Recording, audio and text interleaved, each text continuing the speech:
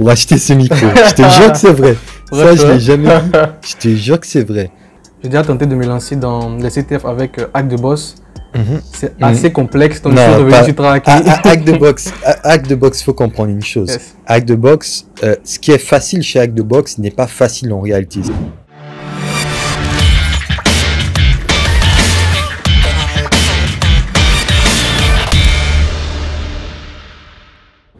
Donc je m'appelle Henri Joël. Donc je suis développeur passionné de cybersécurité. Je continue ici ma formation en Inde ici.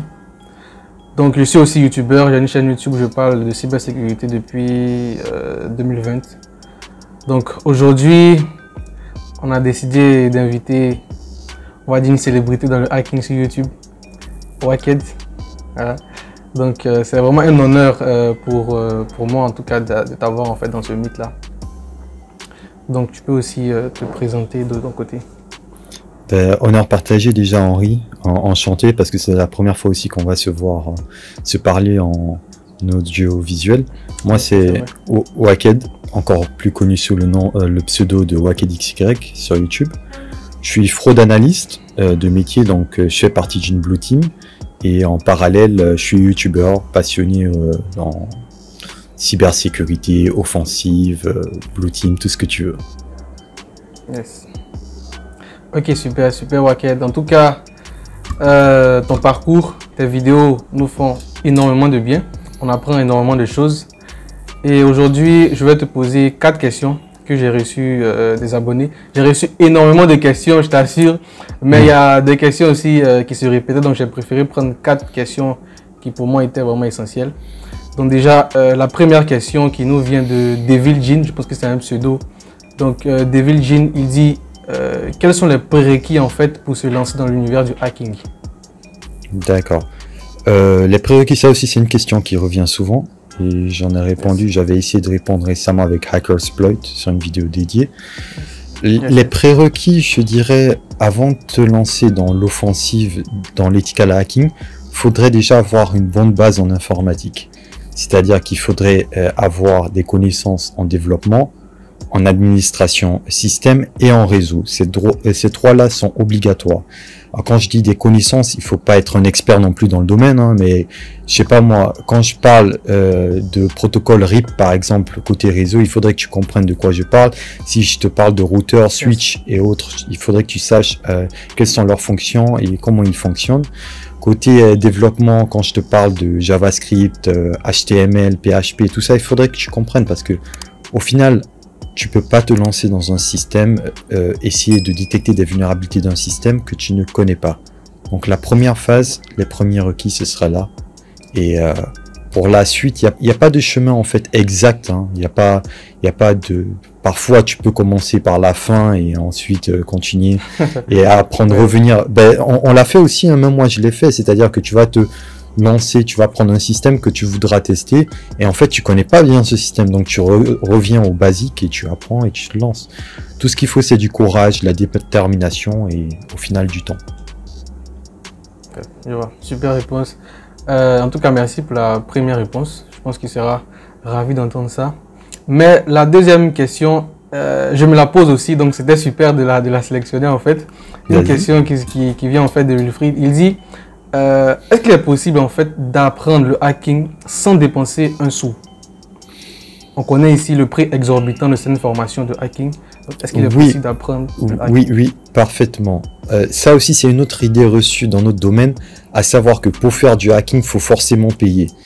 Et en fait, c'est dommage parce que en pensant comme ça, tu vas toujours te mettre des bâtons dans les roues, toujours des limites, et parfois même tu vas te pousser à acheter des formations que tu vas penser de qualité parce qu'elles sont payantes, alors que pas du tout. Moi, je suis tombé, mes vidéos par exemple, elles sont gratuites et tout, je suis tombé sur des formations. Alors, faut savoir que mes vidéos aussi, ce que j'apprends aussi, c'est tirer des formations que j'ai suivies et pour pas mal d'entre elles qui sont payantes, donc le contenu est similaire. Et parfois, je suis tombé sur des contenus payants qui, pour moi, ne valaient pas le coup. Aujourd'hui, on a la chance d'avoir des plateformes gratuites comme TryHackMe, par exemple, où tu peux parfaitement apprendre l'offensive, l'ethical hacking. Tu auras des modules certes payants, mais tu auras pas mal de rooms qui sont gratuits, tu auras accès à une machine virtuelle, certes ça sera limité, mais tu pourras apprendre, donc non, tu n'as pas besoin de payer pour apprendre l'ethical hacking. Après, si tu veux te lancer dans le freelancing et autres, forcément tu auras besoin de solutions payantes et forcément tu devras payer à ce moment-là. Ok, déjà la troisième question. La troisième question nous vient de notre abonné. Il dit comment se lancer dans les CTF. Comment se lancer? Parce que moi je me suis déjà, j'ai déjà tenté de me lancer dans les CTF avec Hack the Boss.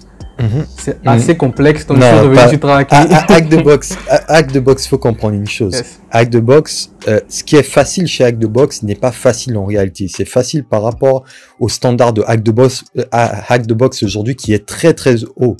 Récemment même, j'avais commencé une machine Time-Lapse.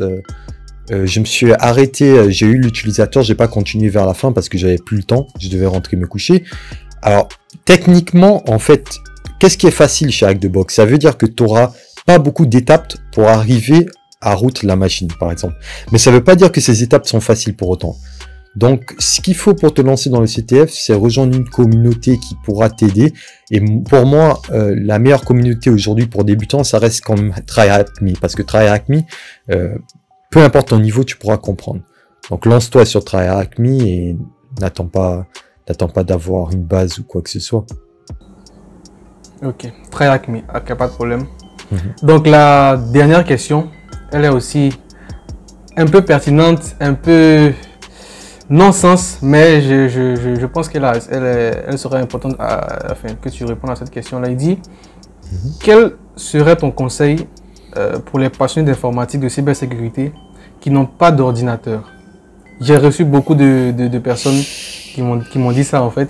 Et là, je te pose aussi la question. Ouais, je reçois aussi ces questions et c'est vrai qu'aujourd'hui, malheureusement, tout le monde n'a pas les moyens de se payer un ordinateur. Aujourd'hui, si t'as pas d'ordinateur, j'ai envie de dire, à la limite, avec un téléphone, tu pourras te débrouiller. Tu peux faire de la virtualisation de Kali sur Android, mais ce sera pas si performant. Et pour moi, au final, je pense que c'est trouver un moyen d'économiser et de s'acheter un ordinateur.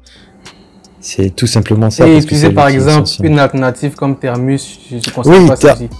Thermus, je le conseille, mais tu seras limité au final. Au final, à un moment donné, tu seras bloqué. Donc Thermus pour un certain temps, mais après, faudra mettre la patte dans la poche, quoi. Faudra se débrouiller. Même moi, pour te dire, je vais te donner un exemple. Ce micro, et ça, c'est en live, je l'ai jamais dit sur ma chaîne. Ce micro, pour l'acheter, parce que quand je suis venu au Maroc, j'étais étudiant, j'avais pas de travail. J'ai dû travailler dans l'événementiel, j'ai dû faire du mannequinat pour acheter ce micro. Je te jure que c'est vrai. Ça, je l'ai jamais dit. Je te jure que c'est vrai. Donc, j'ai fait du mannequinat pour acheter ce micro. Donc, quand tu as des objectifs et tu veux vraiment les atteindre, tu trouves le moyen de les atteindre. Cool. Franchement, c'est un super conseil. Donc, je pense que on a fait un peu le tour des quatre questions.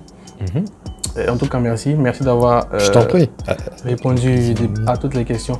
Maintenant, là, moi, j'ai une question qui m'est propre. Qu'est-ce qu'on doit réellement apprendre dans le réseau informatique pour vraiment être à l'aise dans le hacking? Parce que moi, j'ai vraiment un problème avec le réseau. Le réseau. Alors, moi, je t'avoue que j'avais passé les CCNA académiques. Donc, j'avais fait CCNA 1, 2, 3, 4. Donc, j'avais appris tout ce qui était OSPF, EIGRP et tout. Aujourd'hui, au moment où je te parle, j'ai pratiquement tout oublié parce que ça fait 3 à 4 ans. Donc, au final, qu'est-ce qui me sert aujourd'hui quand je veux faire des CTF et autres? C'est déjà comprendre ce que c'est qu'un switch, routeur et comment il fonctionne. Comprendre l'adressage aujourd'hui et comprendre ce qu'est un sous-réseau, comprendre ce qu'une adresse de broadcast. Donc, vraiment la base de la base, comprendre comment ça fonctionne. Je te donne un exemple concret, c'est que récemment, pour le JPT, je vais faire une vidéo d'ailleurs, pour le JPT, la certification que je viens de passer, c'est une certification orientée débutante. Et il y a une petite partie réseau, et moi j'ai fait du pivoting par réflexe, parce que c'est ce que je fais en ce moment. Quand c'est très haut niveau, généralement les labs, tu dois faire pas mal de pivots. Et en fait, il y avait une solution très simple. Je vais pas la donner, mais bref, ça concernait le routing basique. Donc, moi, je dirais vraiment le basique du basique. Te casse pas la tête. Même moi, je suis pas si bon en réseau. Je me considère très nul en ce moment parce que ça fait longtemps. Bah oui, ça fait longtemps que j'ai pas touché au lab de Cicina. Ça fait longtemps que j'ai pas touché à Packet Tracer. Donc, les basiques du basique. Ok. No problème. Vraiment merci d'avoir répondu à ces questions. Je t'en prie, Henri. Tout le plaisir. Je le répète encore une fois, c'est vraiment un plaisir d'avoir Waked ici dans le Meet.